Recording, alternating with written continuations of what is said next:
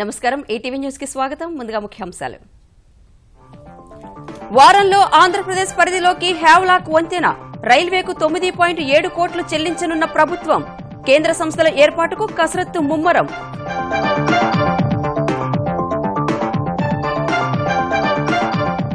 ఇటీవల జారీ చేసిన ఉద్యోగ ప్రకటనలకు నెగటివ్ మార్కులు రద్దు ఏపీపీఎస్సీ నిర్ణయం భవిష్యత్తులో తప్పనిసరి చేస్తామని ప్రకటన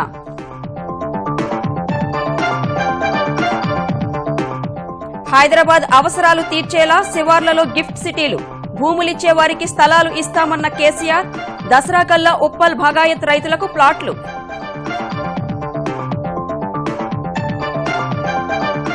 తెలంగాణలో తుది దశకు కొత్త జిల్లాల కసరత్తు సిద్దమైన కలెక్టర్లు ఎస్పీల జాబితా నేటితో పూర్తి కానున్న కార్యాలయాల ఎంపిక గడువు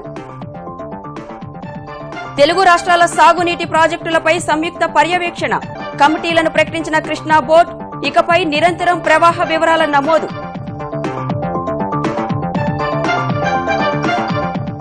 70,000 కోట్లకు చేరిన స్పెక్ట్రం వేలం బిడ్ల విలువ ఇంకా అమ్ముడుపోని 60% తరంగాలు వేలం కొనసాగించనున్న టెలికాం శాఖ లోతా బీసీసీఐ మధ్య మాటల యుద్దం నిధుల విడుదలపై ఆంక్షలతో నిర్వహణ కష్టమన్న ఠాకూర్ రోజువారీ కార్యక్రమాలపై ప్రభావం ఉండదన్న కమిటీ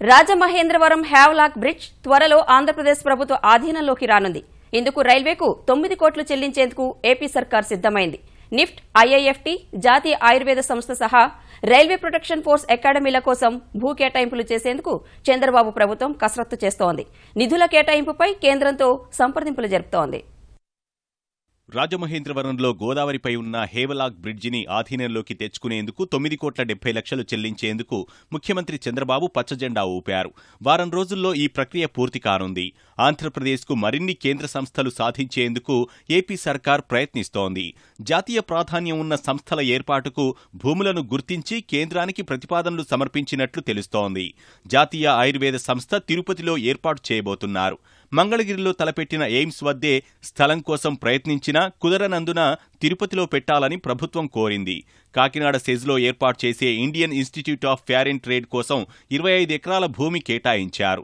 100 కోట్లతో 5 ఏళ్ల నిర్వహణ ఖర్చులను ఆంధ్రప్రదేశ్ ప్రభుత్వమే భరించాలని కేంద్ర వాణిజ్య శాఖ సూచించగా ముఖ్యమంత్రి చొరవతో 100 కోట్లలో 90% భరించేందుకు కేంద్రం అంగీకరించింది national institute of fashion technology కోసం అమరావతిలో 25 ఎకరాలు కేటాయించేందుకు చంద్రబాబు సుముఖంగా ఉన్నారు అనంతపురం జిల్లాలో 400 ఎకరాల్లో రైల్వే ప్రొటెక్షన్ ఫోర్స్ అకాడమీ ఏర్పాటుకు ప్రయత్నాలు చేస్తున్నారు తొలుత విజయవాడ గుంటూరు పరిసరాల్లో స్థలమివ్వాలని రైల్వే శాఖ కోరింది అక్కడ అంత స్థలం లేదని అనంతపురం జిల్లాలో గుంతకల్ రైల్వే జంక్షన్కు సమీపంలో భూమి కేటాయిస్తామని ఏపీ ప్రభుత్వం ప్రతిపాదనలు పంపింది ఒక్కో క్లస్టర్ 2 కోట్లతో 50 మండల స్థాయి చేనేత క్లస్టర్లను కేంద్రం మంజూరు చేసింది ఇప్పటి వరకు తెలుగుదేశం ప్రభుత్వం 15 ప్రతిపాదనలు సిద్ధం చేసింది మరో 25 ప్రతిపాదనలు ఖరారు చేయనుంది ఢిల్లీ హాత్ తరహాలో చేనేత కళారూపాల ప్రదర్శనకు అనువైన మినీ అర్బన్ హాత్లు ఏర్పాటు చేయాలని చంద్రబాబు యోచిస్తున్నారు నెల రోజుల్లో ఇందుకోసం 10 ప్రతిపాదనలు పంపడానికి కసరత్తు చేస్తున్నారు వీటికయ్యే ఖర్చులో కేంద్రం 80% ఆంధ్రప్రదేశ్ 20% భరించాల్సి ఉంటుంది ఇవి ఏర్పాటైతే ఆంధ్రప్రదేశ్లో చేనేత రంగానికి సాంస్కృతిక రంగానికి మంచి ప్రోత్సాహం లభిస్తుంది కోస్తా తీరంలో ఆక్వాకల్చర్ ఇన్స్టిట్యూట్ ఆఫ్ ఎక్సలెన్స్ ఏర్పాటుకు కేంద్ర వాణిజ్య మంత్రి నిర్మలా సీతారామన్ అంగీకరించారు ఇందుకు సంబంధించిన ప్రతిపాదనలను త్వరలో కేంద్రానికి పంపాల్సి ఉంటుంది తెలంగాణ వ్యాప్తంగా గిఫ్ట్ సిటీలను అభివృద్ధి చేసి రైతుల సంక్షేమానికి కృషి చేస్తామని ముఖ్యమంత్రి కేసీఆర్ తెలిపారు దేశవ్యాప్తంగా గిఫ్ట్ సిటీ విధానం విజయవంతమైన తరుణంలో తెలంగాణలోనూ ఈ పద్ధతిని ప్రవేశపెడుతున్నట్లు ఆయన స్పష్టం చేశారు గిఫ్ట్ సిటీ ఏర్పాటుపై సమీక్షించిన కేసీఆర్ ఉప్పల్ భగవత్ లేఅవుట్ బాధితులకు దసరా నాటికి ప్లాట్లు అందజేయాలని ఆదేశించారు రైతులను భాగస్వాములు చేస్తూ వారు లాభపడేలా తెలంగాణ వ్యాప్తంగా గిఫ్ట్ సిటీలను అభివృద్ధి చేస్తామని ముఖ్యమంత్రి కె చంద్రశేఖరరావు ప్రకటించారు దేశవ్యాప్తంగా ఈ విధానం సత్ఫలితాలనిచ్చిందన్నారు దేశంలో చాలా నగరాలు అభివృద్ధి చెందుతున్న క్రమంలో నగరం పట్టణాల చుట్టుపక్కల ఉన్న వ్యవసాయ భూములను తీసుకుని నివాస సముదాయాల కోసం అభివృద్ధి పరుస్తున్నామన్నారు తెలంగాణలో ఈ పద్ధతిని రైతులకు మరింత ఉపయోగపడేలా రూపొందిస్తామన్నారు ఇంకొక శుభవార్త కూడా ఏంటంటే మనం గిఫ్ట్ సిటీస్ అని కట్టబోతా ఉన్నాం ఈ హైదరాబాద్ లో అంతా కుక్కినట్టు అయిపోయి గందరగోళం అవుతా ఉంది. గిఫ్ట్ సిటీస్ అని చెప్పి 3,000 ఎకరాలకు ఒక టౌన్ చొప్పున రైతులు ముందుకు వస్తే 6,000 ఎకరాలకు ఒక టౌన్ చొప్పున కట్టాలి అంతర్జాతీయ స్థాయి అని చెప్పి ఆలోచన జరుగుతాం. రైతులనే దానిలో భాగస్వామ్యం చేసినట్టయితే చాలా చక్కగా జరుగుతుంది. సిటీ చుట్టూ ఉన్న మన రైతులకు లాభం అవుతుంది. ప్లస్ సిటీ కంజెషన్ పోయి ట్రాఫిక్ సమస్యలు పోయి కొత్త మంచి ఆరోగ్యకరమైనటువంటి శాటిలైట్ టౌన్స్ కూడా వస్తాయని చెప్పినాను. ఈ విషయం మీరు కూడా తెలిసిన వాళ్ళకి చెప్పండి. హైదరాబాద్ నగరంలోని ఉప్పల్ భగావత్ ప్రాంతంలో హెచ్ఎండిఏ ఆధ్వర్యంలో చేపట్టిన నివాస గృహాల లేఅవుట్కు సంబంధించిన బాధితులు క్యాంప్ కార్యాలయంలో ముఖ్యమంత్రి కేసీఆర్ను కలిశారు. ఉప్పల్ ప్రాంతంలో 12 ఏళ్ల క్రితం ప్రభుత్వం వివిధ అవసరాల కోసం రైతుల నుంచి 754 ఎకరాలను సేకరించింది. సీవరేజీ ప్లాంట్, మెట్రో రైలు ప్రాంగణం, వాటర్ వర్క్స్ కోసం కేటాయించిన భూమి కాకుండా మిగిలిన 430 ఎకరాలను హెచ్ఎండిఏ లేఅవుట్ చేసింది.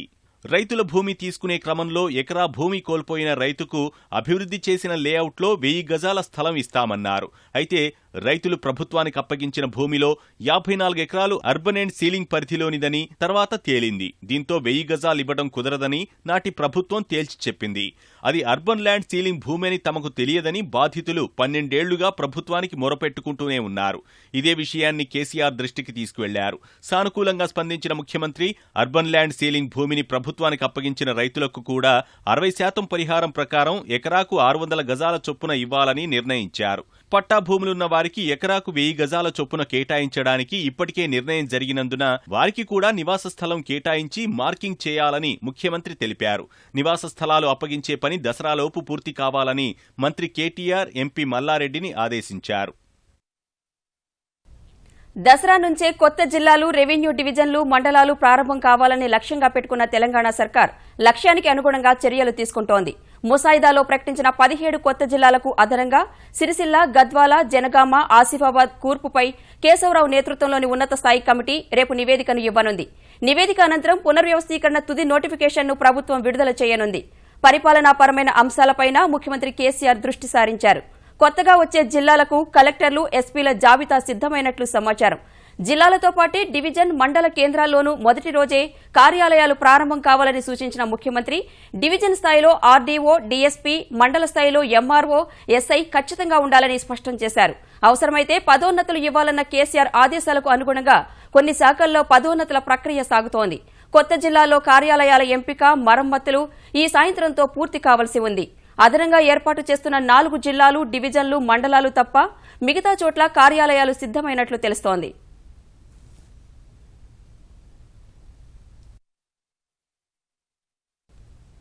కరీంనగర్లో ఐటీ టవర్ నిర్మాణం సహా వివిధ రంగాల్లో రాష్ట్రానికి మరింత కేంద్రం సాయం కోరేందుకు తెలంగాణ ఆర్థిక మంత్రి ఈటెల రాజేందర్ నేడు ఢిల్లీకి వెళ్లనున్నారు. ఈ పర్యటనలో కేంద్ర మంత్రులు రవిశంకర్ ప్రసాద్, రామ్ విలాస్ పాస్వాన్ తదితరులతో ఆయన సమావేశం కానున్నారు. సంక్షేమ కార్యక్రమాలకు నిలయమైన తెలంగాణకు కేంద్రం మద్దతు కావాలని ఈటెల అభిప్రాయపడ్డారు. తెలంగాణ రాష్ట్రంలో ఇన్లాండ్ ఫిషరీస్ ని బాగా డెవలప్ చేయాలని చెప్పి ఇప్పటికే 100% సీడ్ సబ్సిడీ ఇచ్చి ఆ రంగాన్ని ప్రోత్సహిస్తా ఉన్నాం. కేంద్ర ప్రభుత్వ మద్దతు కూడా కూడగట్టాలనేది మా ఆలోచన. గతంలో ఎన్సీడీసీ రుణాలు ఏదైతే గొర్రెల కోసం ఇచ్చిండ్రో ఆ ఎన్సీడీసీ రుణాలను కొంత ఎక్కువ ఇవ్వాలని చెప్పేటువంటి ఆలోచన కూడా చేస్తా ఉన్నాం. కరీంనగర్లో ఐటీ కోసం ఇప్పటికే కేటీఆర్ గారు ప్రయత్నం చేస్తూ ఉన్నారు కాబట్టి ఒక మంచి హైట్ టవర్ని కరీంనగర్ నిర్మించాలనేటువంటి ఆలోచన చేస్తా ఉన్నాం కాబట్టి దానికి కూడా కొంత మద్దతు కోసం అడుగుతా ఉన్నాం. తెలుగు రాష్ట్రాల్లో నీటిపారుదల ప్రాజెక్టుల ఉమ్మడి పర్యవేక్షణకు కమిటీలు ఏర్పాటయ్యాయి. టెలిమెట్రీ ఏర్పాటయ్యే వరకు ప్రాజెక్టుల వద్ద సంయుక్త అజమాయిషీ ఉండాలని అత్యున్నత మండలి సమావేశంలో తీసుకున్న నిర్ణయం మేరకు కృష్ణానది యాజమాన్య బోర్డు ప్రాజెక్టుల వారీగా కమిటీలను ప్రకటించింది. శ్రీశైలం, నాగార్జునసాగర్ ప్రాజెక్టుల కింద ఇన్ఫ్లో, అవుట్ఫ్లో వివరాలను ఇరు రాష్ట్రాల ఇంజనీర్ల సమక్షంలో నమోదు చేసి నిర్ధారించాల్సి ఉంటుంది. ఈ మేరకు 2 రాష్ట్రాలు ప్రతిపాదించిన ఇంజనీర్లతో ఉమ్మడి కమిటీలను బోర్డు ఏర్పాటు చేసింది.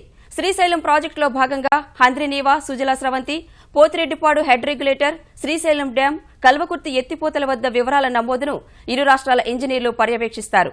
నాగార్జునసాగర్ ప్రాజెక్టు కుడి, ఎడమ కాల్వలు, ఎలిమినేటి మాధవరెడ్డి ప్రాజెక్టు, నాగార్జునసాగర్ డ్యాం వద్ద ఇరు రాష్ట్రాల పర్యవేక్షణ ఉంటుంది. ప్రధాని నరేంద్ర మోదీ సంప్రదాయాన్ని పక్కన పెట్టి లక్నోలో దసరా వేడుకలను జరుపుకోవాలని నిర్ణయించారు. వచ్చే వారం లక్నోలో ప్రఖ్యాతిగాంచిన ఐష్బాగ్ రామ్లీలా వేడుకలో పాల్గొననున్న ప్రధాని త్వరలో ఎన్నికలు జరగనున్న ఉత్తరప్రదేశ్ ప్రజలతో మమేకం కానున్నారు. ప్రధాని మోదీ తమ ఆహ్వానాన్ని మన్నించి ఆరతి రావణ దహన కార్యక్రమాల్లో పాల్గొనేందుకు అంగీకరించారని భాజపా ఉత్తరప్రదేశ్ ఉపాధ్యక్షుడు లక్నో మేయర్ దినేష్ శర్మ తెలిపారు. ఇప్పటి వరకు ప్రధానులందరూ ఢిల్లీలో జరిగే దసరా వేడుకల్లోనే పాల్గొంటూ వస్తున్నారు. ఇందుకు భిన్నంగా ఈసారి ప్రధాని మోదీ లక్నోను ఎంచుకున్నారు. ఉత్తరప్రదేశ్ ఎన్నికల్లో భాజపాను అధికారంలోకి తేవడమే లక్ష్యంగా ఈ నిర్ణయాన్ని మోదీ తీసుకున్నట్లు సమాచారం. కేంద్ర ఖజానాకు భారీగా ఆదాయం తెచ్చిపెడుతుందని అంచనాలున్న స్పెక్ట్రమ్ వేలం మూడో రోజు 4,097 కోట్ల రూపాయల బిడ్లు దాఖలయ్యాయి. ఈ మొత్తంతో ఇప్పటి వరకు దాఖలైన బిడ్ల విలువ 60,969 కోట్ల రూపాయలకు చేరింది. అయితే ఇంకా 60% తరంగాలు అమ్ముడుపోకుండా మిగిలిపోయాయి. 4G బ్యాండ్స్ కొనేందుకు ఎవరూ అంతగా ముందుకు రావడం లేదు. అసలే సంక్షోభంలో ఉన్న టెలికాం ఆపరేటర్లు ఖరీదైన 700, 900 మెగాహెర్ట్జ్ స్పెక్ట్రమ్ కొనుగోలుకు దూరంగా ఉన్నారు. మొత్తం 23,400 మెగాహెర్ట్జ్ తరంగాలను అమ్మకానికి పెట్టగా 900 మెగాహెర్ట్జ్ తరంగాలకు బిడ్లు దాఖలయ్యాయి. ఇప్పటి వరకు 17 రౌండ్ల పాటు వేలం జరిగింది. ఇవాళ కూడా వేలం బిడ్లను స్వీకరించనున్నారు. ప్రభుత్వం అమ్మకానికి పెట్టిన మొత్తం తరంగాల ప్రాథమిక విలువ 5.63 లక్షల కోట్లు. ఈ ఏడాది బడ్జెట్లో టెలికాం రంగం ద్వారా వచ్చే ఆదాయాన్ని 98,995 కోట్లుగా ఆర్థిక శాఖ అంచనా వేసింది. ఈ మొత్తంలో 64,000 కోట్ల రూపాయలు వేలం ద్వారా వస్తుందని విత్తమంత్రి అంచనా వేశారు. అపోలో ఆసుపత్రిలో చికిత్స పొందుతున్న తమిళనాడు ముఖ్యమంత్రి జయలలిత ఆరోగ్యం కొద్దిగా మెరుగుపడినట్లు తెలుస్తోంది.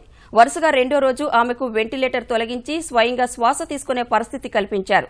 వైద్య బృందం సూచనల మేరకు తిరిగి కృత్రిమ శ్వాస పరికరాలను కొనసాగించారు. జయలలితకు సోకిన ఇన్ఫెక్షన్లు తగ్గుముఖం పట్టినట్లు తెలుస్తోంది. మరికొన్ని రోజులు ఆసుపత్రిలోనే ఉండాల్సిందిగా సూచించామని అపోలో ఆసుపత్రి తెలిపింది. ఈ మేరకు హెల్త్ బులెటిన్ విడుదల చేసింది.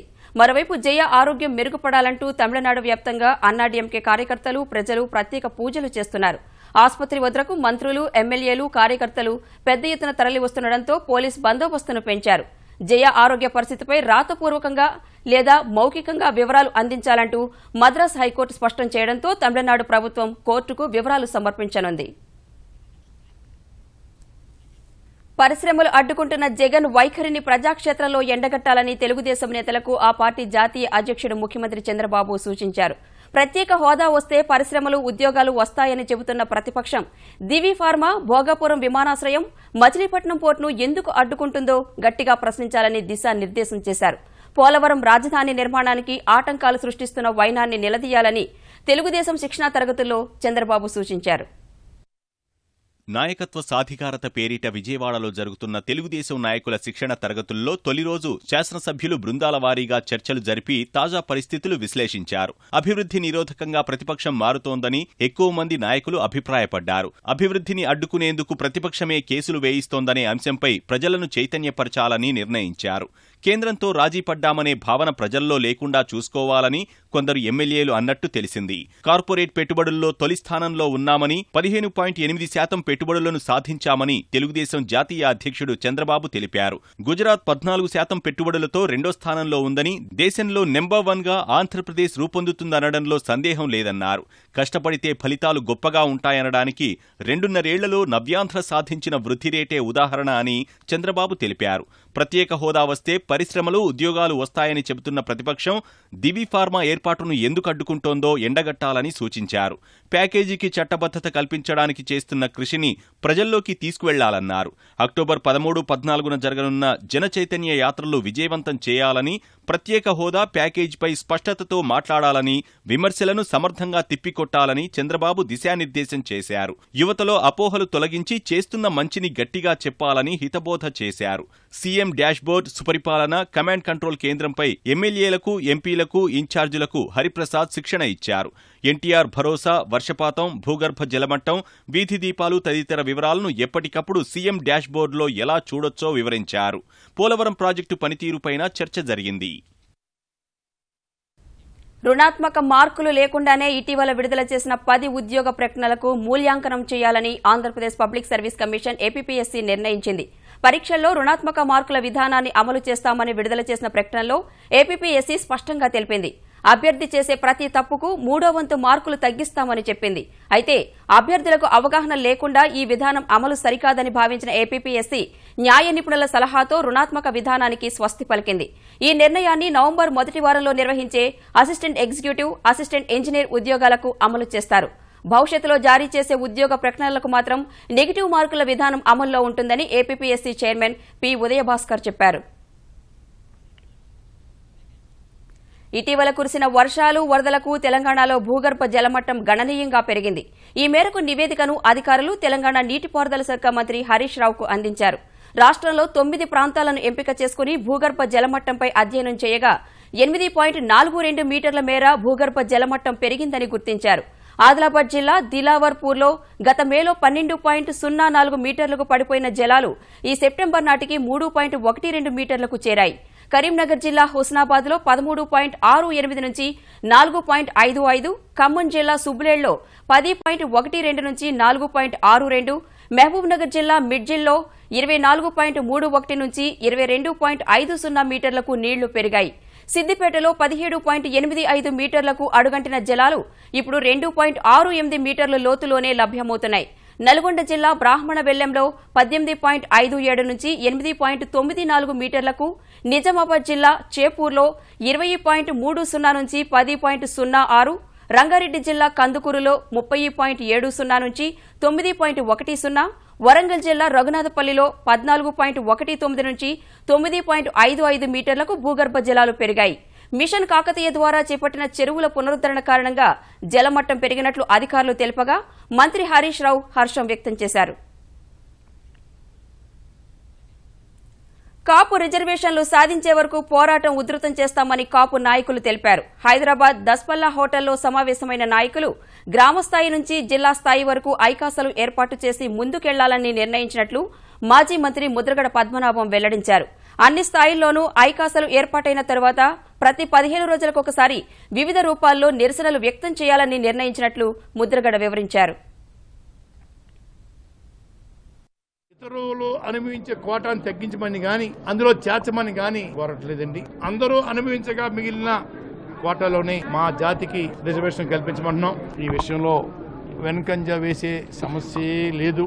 వారు ఇచ్చిన హామీ అమలు చేయవలసిందే, మేము తీసుకోవాల్సిందే.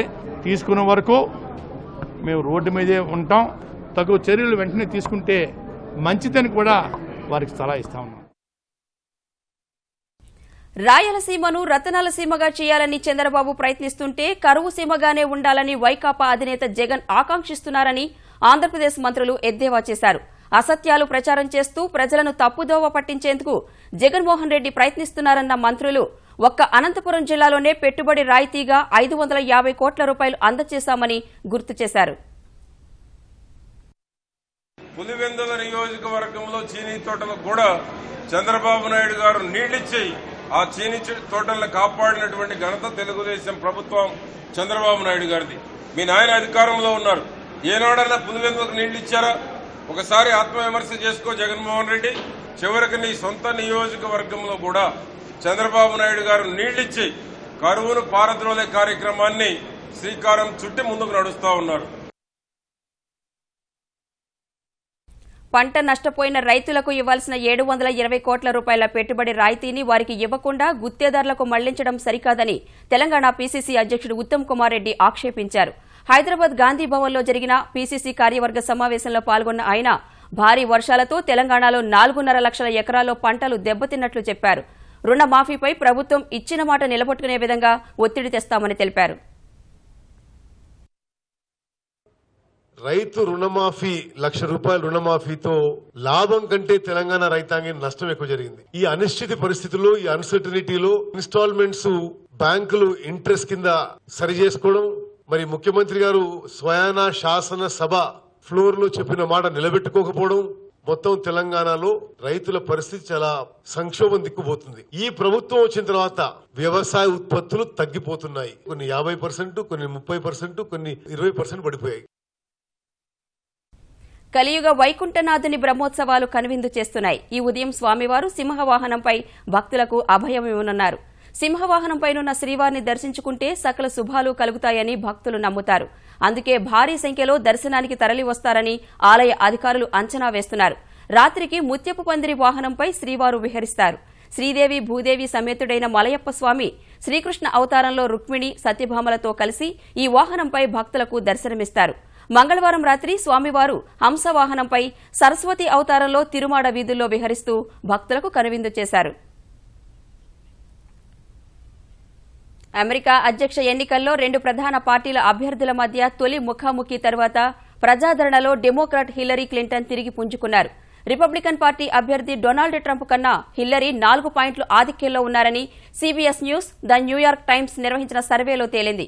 గత నెల 26న జరిగిన తొలి బహిరంగ చర్చకు ముందుకు నిర్వహించిన సర్వేలో ఇద్దరికీ సమానంగా 42 పాయింట్లు రాగా ముఖాముఖి పోరు హిల్లరీకి లభించిందని ఆ సర్వే అభిప్రాయపడింది.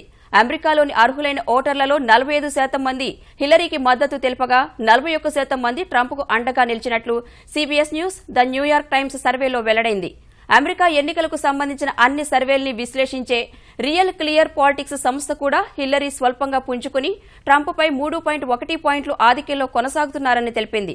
తుది ఎన్నికల ఫలితాన్ని ప్రభావితం చేయగల 4 రాష్ట్రాల్లో 3ంట హిల్లరీనే ఆధిక్యంలో ఉన్నారని క్విన్నిపియాక్ విశ్వవిద్యాలయం సర్వేలో తేలింది. హైతీని హరికేన్ మాథ్యూ అతలాకుతలం చేసింది. గంటకు 172 కిలోమీటర్ల వేగంతో వీచిన గాలులకు గ్రామీణ ప్రాంతాల్లో ఇళ్ల పైకప్పులు ఎగిరిపోయాయి.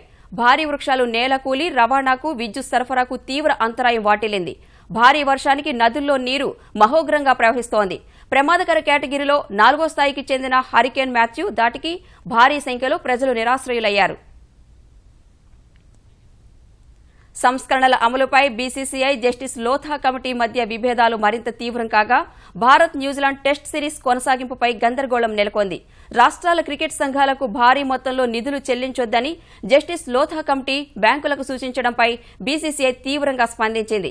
జస్టిస్ లోథా కమిటీ నిర్ణయం దురదృష్టకరమన్న బీసీసీఐ అధ్యక్షుడు అనురాగ్ ఠాకూర్ డబ్బులు లేకపోతే క్రికెట్ వ్యవహారాల నిర్వహణ అసాధ్యమని చెప్పారు. ఈ పరిణామంతో రాష్ట్రాల క్రికెట్ సంఘాలు మ్యాచ్లు ఎలా నిర్వహించాలో తెలియని స్థితిలో ఉన్నాయని అన్నారు. భారత్ న్యూజిలాండ్ టెస్ట్ సిరీస్ భవితవ్యంపై మాట్లాడేందుకు ఠాకూర్ నిరాకరించారు. మరోవైపు బ్యాంకులకు తాము చేసిన సూచనలతో మ్యాచ్ల నిర్వహణ ప్రశ్నార్థకంలో పడిందన్న వాదనను జస్టిస్ లోథా కొట్టిపారేశారు. రాష్ట్ర క్రికెట్ సంఘాలకు భారీ ఎత్తున నిధులు చెల్లించేందుకు బీసీసీఐ సెప్టెంబర్ 30న తీసుకున్న నిర్ణయాన్ని అమలు చేయరాదని మాత్రమే తాము సూచించామని, ఈ నిర్ణయం వల్ల రోజువారీ కార్యక్రమాలు, ఆటపై ఎలాంటి ప్రభావం ఉండదని జస్టిస్ లోథా స్పష్టం చేశారు. నాగపూర్లో జన్యులోపంతో యువకుడికి ఏర్పడిన 18 సెంటీమీటర్ల తోకను వైద్యులు శస్త్రచికిత్స చేసి విజయవంతంగా తొలగించారు. మహారాష్ట్రలోని నాగ్పూర్కు చెందిన యువకుడికి పుట్టుకతోనే వెనుక తోక ఏర్పడగా కుటుంబ సభ్యులు ఆ విషయాన్ని పెద్దగా పట్టించుకోలేదు. అతడితో పాటే తోక కూడా పెరుగుతూ వచ్చింది. ఫలితంగా ఆ యువకుడు తీవ్రమైన వెన్ను నొప్పితో బాధపడుతూ ఉండేవాడు. పడుకోవడానికి, కూర్చోవడానికి బాగా ఇబ్బందులు ఎదుర్కోవడంతో వైద్యులను సంప్రదించాడు. ఇందుకు కారణం తోకేనని గుర్తించిన నాగపూర్లోని ప్రభుత్వ సూపర్ స్పెషాలిటీ ఆసుపత్రి నాడీ సంబంధ వైద్యులు శస్త్రచికిత్స చేసి తొలగించారు. ఈటీవీ న్యూస్ సమాప్తం. నమస్కారం.